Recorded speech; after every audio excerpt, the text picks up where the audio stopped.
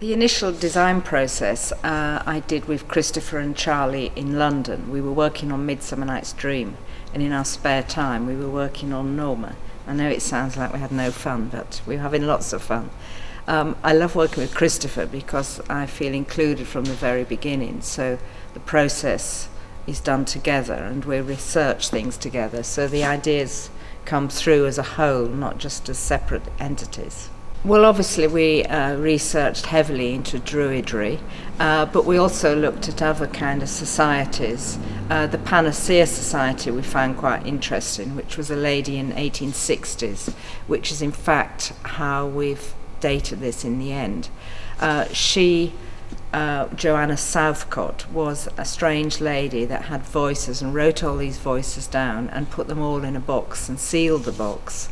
And it still exists somewhere around, and we discovered in the 1860s a man in Leeds called Mr. Jowett had been taking care of this box for her.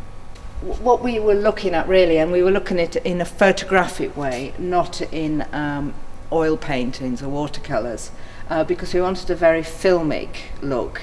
I mean, it's kind of a bit Bronte how we've done it, but also we wanted them to feel like they're sort of country people, that they live in an isolated communities. They may be sheep farmers or cattle people or thatchers or various other jobs, and they would walk many miles through snow and mud to get to this barn which Charlie has created in order to worship the oak, and the oak is the big tree in the set.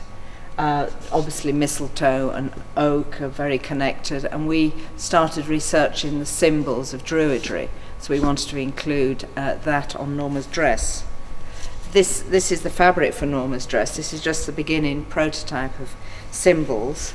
You will see her dress up here, and I mean, it's kind of 19th century, but it's a little bit out of kilter with historic costume, whereas everybody else is kind of quite real. She's sort of gone further, and she's got this old military muddy coat that she puts on that she must have got from somewhere. Yes, I think she's quite an amazing woman. I think she's a girl of nature. I think she's a nonconformist. She tramps across the moors. She loves animals. She's quite a wild creature altogether. And I think she has a great following, and I expect that Pollyone was attracted to this wild creature of the earth and nature.